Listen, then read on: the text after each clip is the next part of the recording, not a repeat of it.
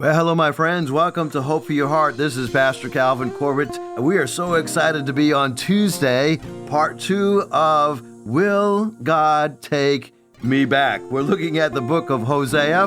And by way of introduction, there is a book written by Anne Spangler called Sitting at the Feet of Rabbi Jesus. And in this book, she explores the Jewish culture and the heritage of Jesus and how that influenced his life and how his ministry and the Jewish culture has influenced our understanding of the Gospels. In this book, she writes about traveling to Israel and being fascinated by the ritual and the symbolism of the Jewish faith. She observed something very interesting during that particular flight. She says, I tried not to stare as a bearded man 3 rows ahead of me stood up and began carefully winding long strips of leather around his arm. He was observing a daily custom common among Orthodox Jews, binding small boxes called tefillin to both head and arm.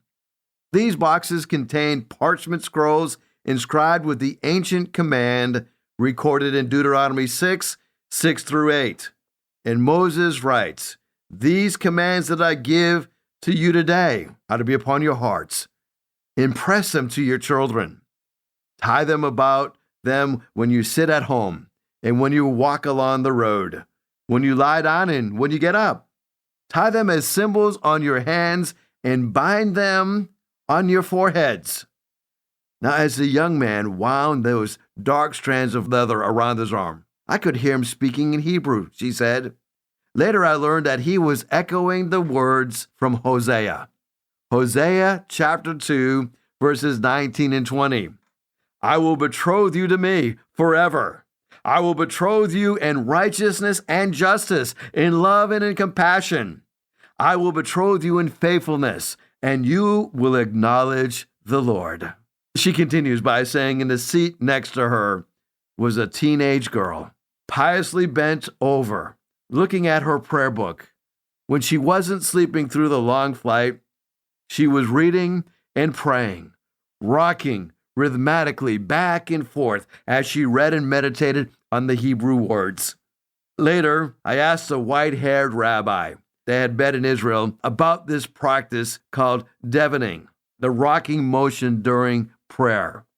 And she discovered it is a way of expressing that one's whole self, body, and soul is caught up with God.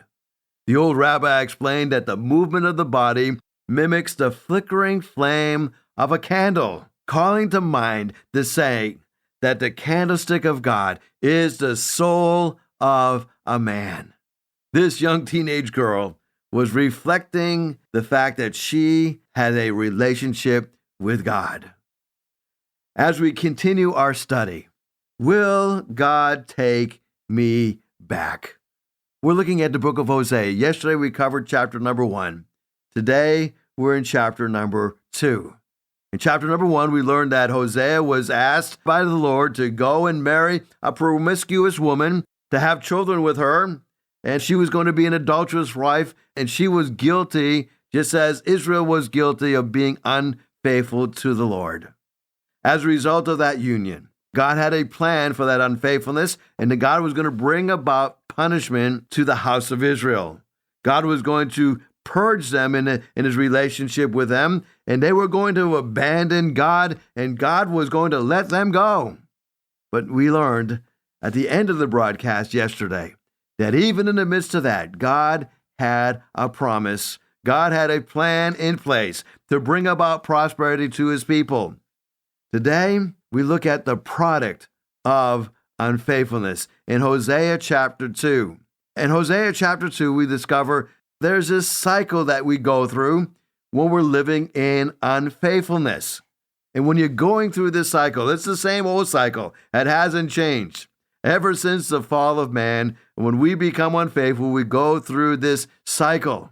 And as we look at this cycle, Hosea chapter 2, beginning at verse number 1, Hosea says, Say to your brothers, my people, and your sisters, my loved one, Rebuke your mother, rebuke her, for she is not my wife, and I am not her husband. Now, as you know, by chapter number 2, Hosea has learned that his wife has abandoned him, his wife has been unfaithful to him, and now he has lost contact with her. He still has contact, apparently, with the children of this adulterous affair, and he says to the children, rebuke your mother, verse number 2, rebuke her, for she's not my wife, and I'm not her husband. Let her remove the adulterous look from her face and the unfaithfulness from between her breasts, or otherwise I will strip her naked, and I will make her as bare as the day that she was born.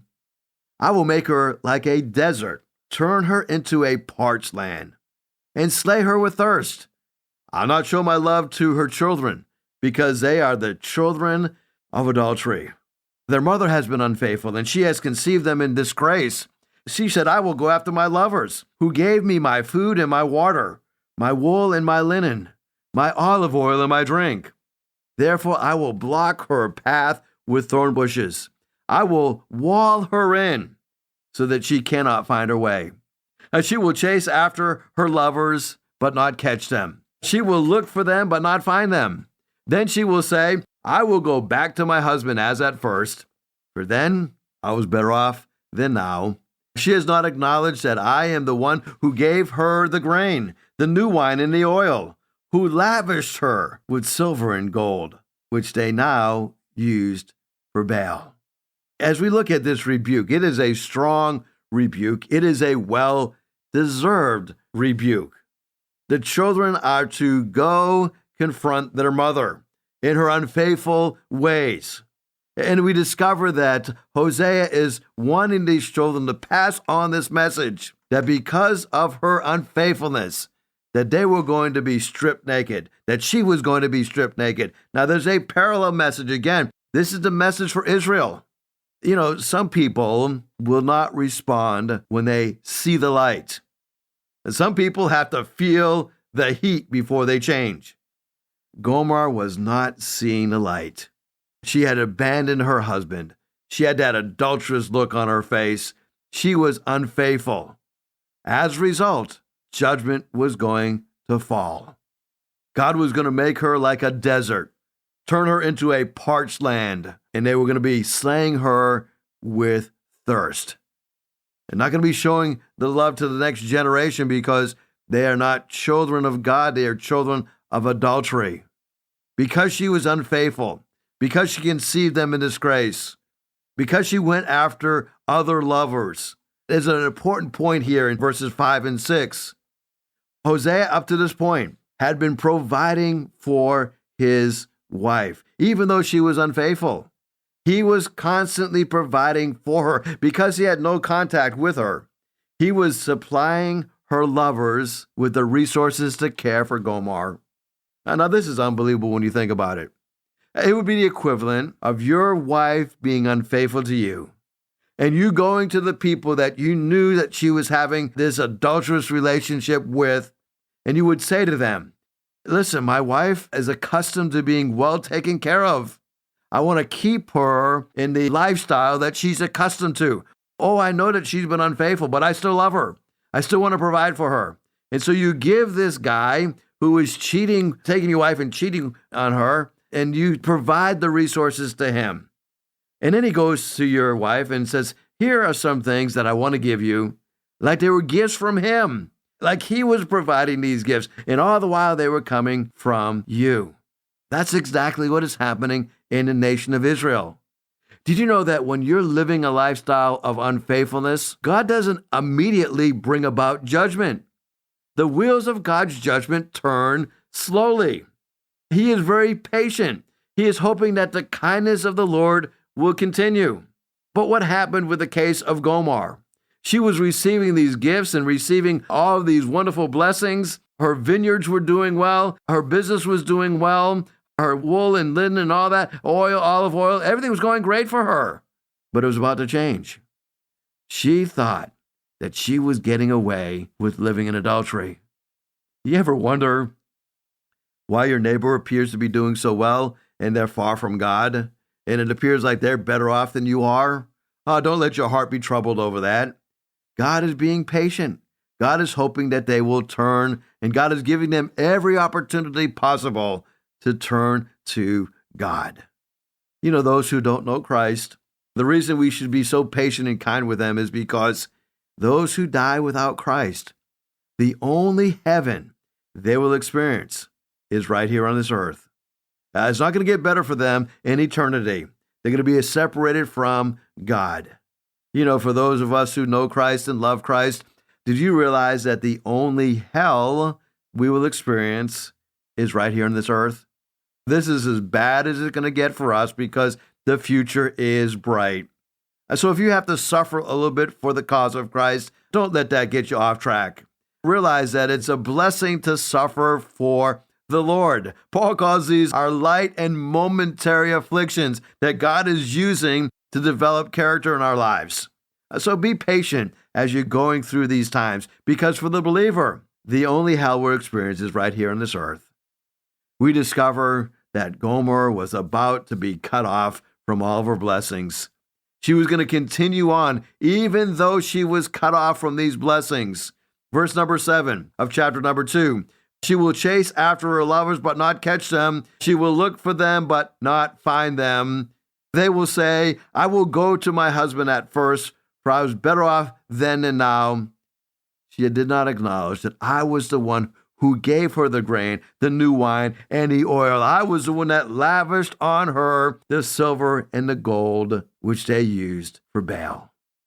So the cycle of unfaithfulness is number 1, rebuke. When we're living in a lifestyle of unfaithfulness, God will always send his prophet into our lives that will speak the truth into our hearts. That's what happened with Gomer.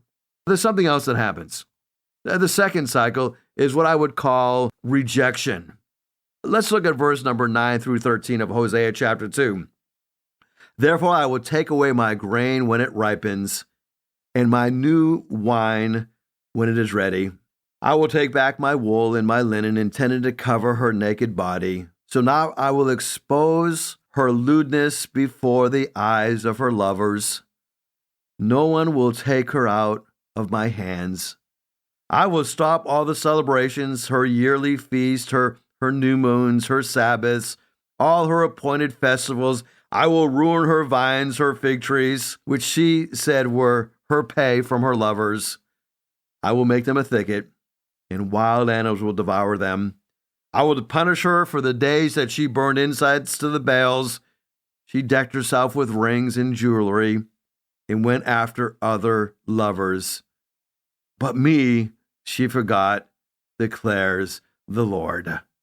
Or you could say, me she rejected, declares the Lord.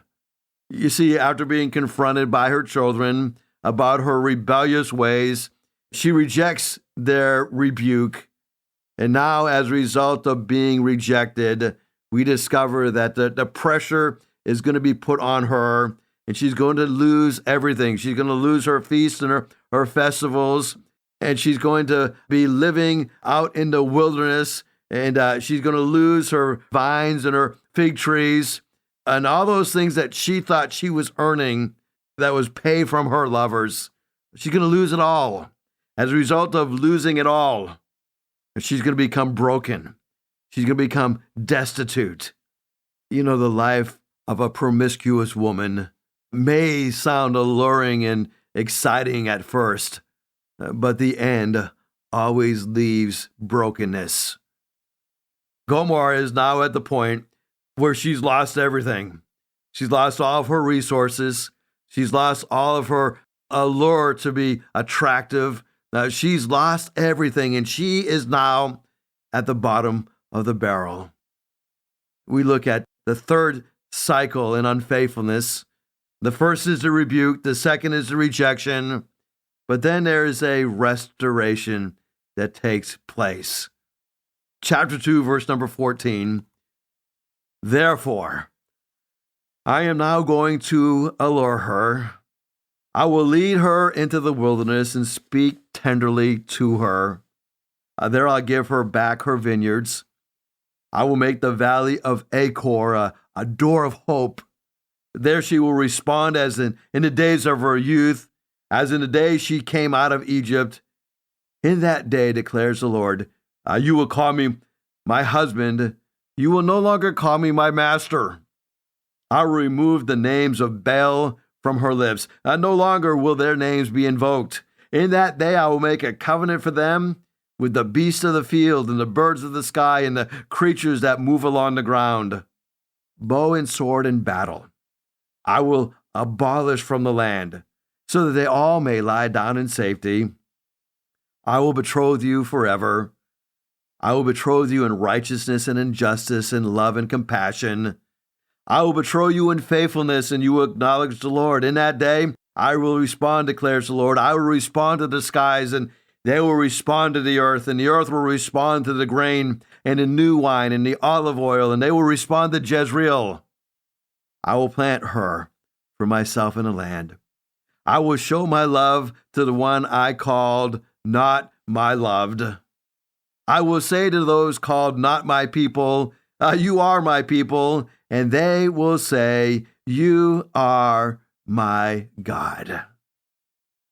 Do you see what has happened here? Gomer has hit bottom, losing the blessings of Hosea. She's no longer able to have resources.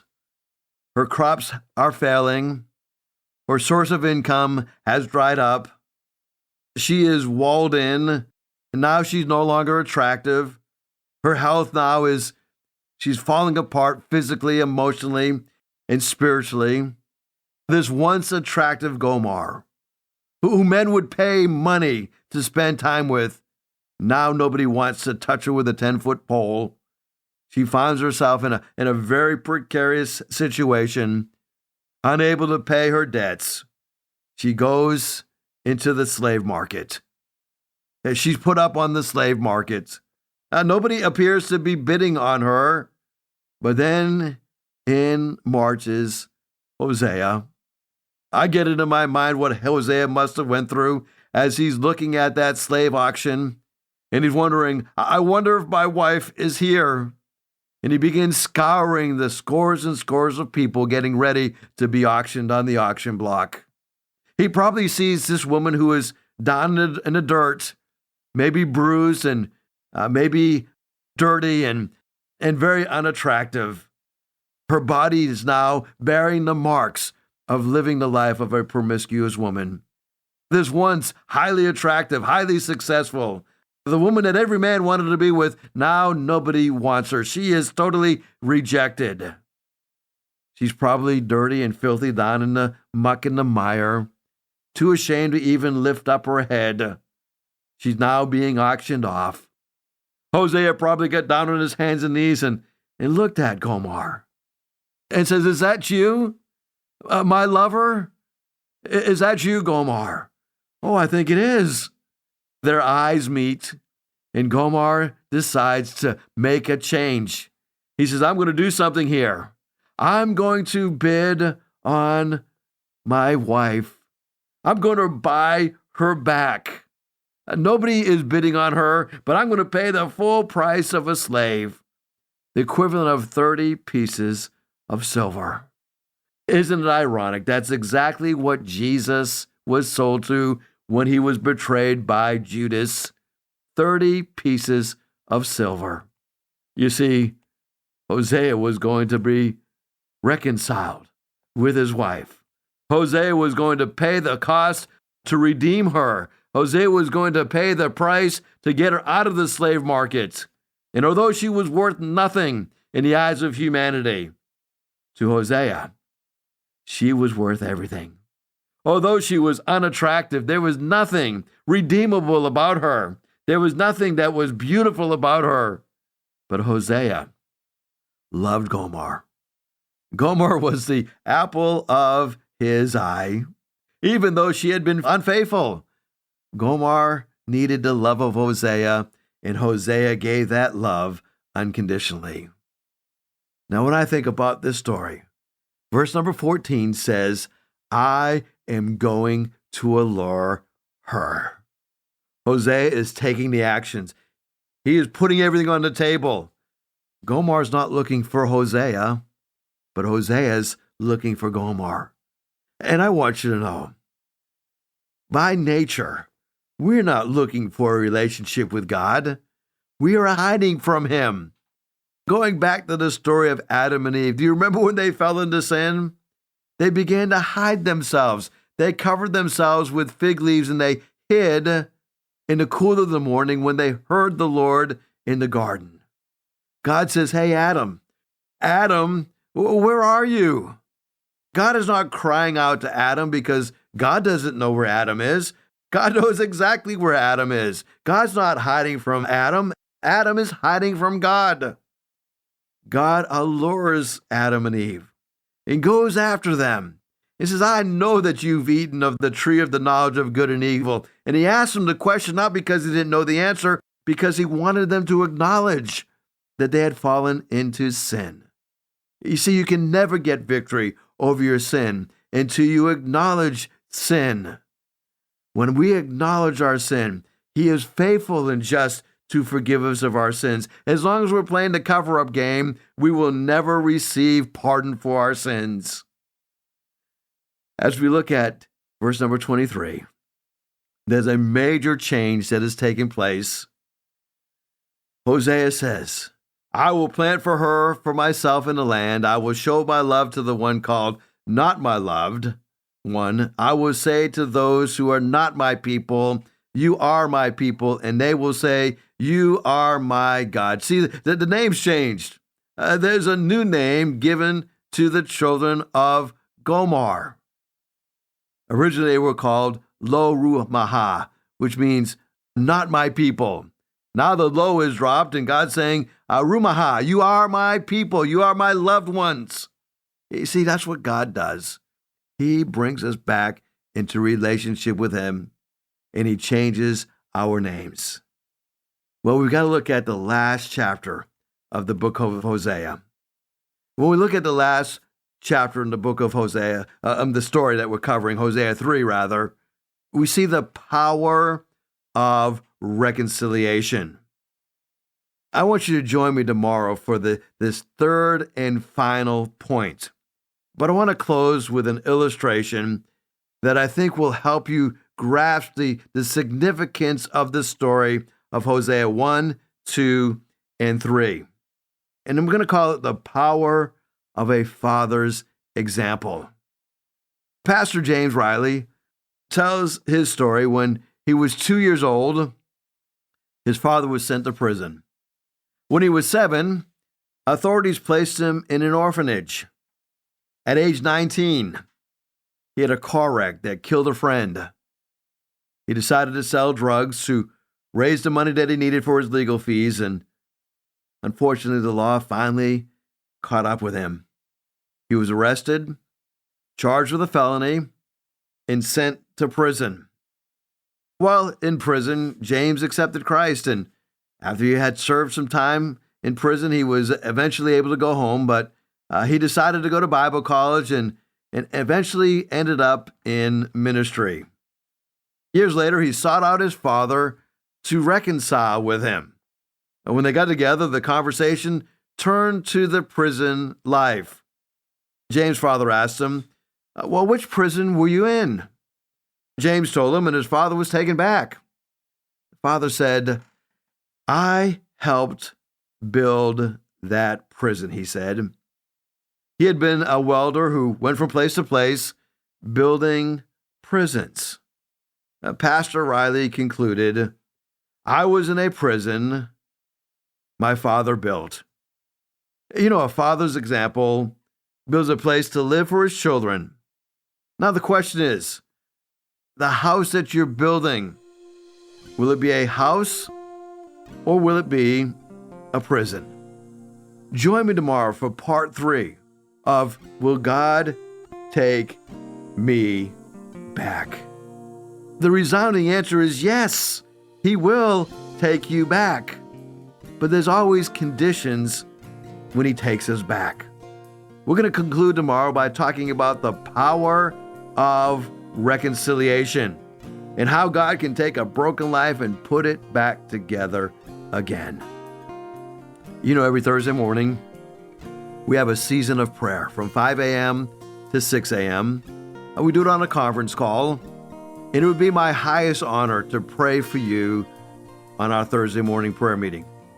If you have a request that you'd like me to pray over, would you shoot me a text message at 252-267-2365, 252-267-2365. Thank you for joining me today. I look forward to part number 3, Will God Take Me Back? If you'd like to hear this broadcast again, you can have a free download at buzzsprout.com/1890557, or you can listen on Amazon, Spotify, Google Podcast, and Apple Podcast. Hickory Ridge Community Church is located at 3320 Battlefield Boulevard South in Chesapeake, Virginia. Sunday service times are 9 a.m. and 10:30 a.m. We'd love for you to join us. For more information, go to hrcc7.org. And remember, no matter what you're going through, in Jesus Christ there is always hope for your heart.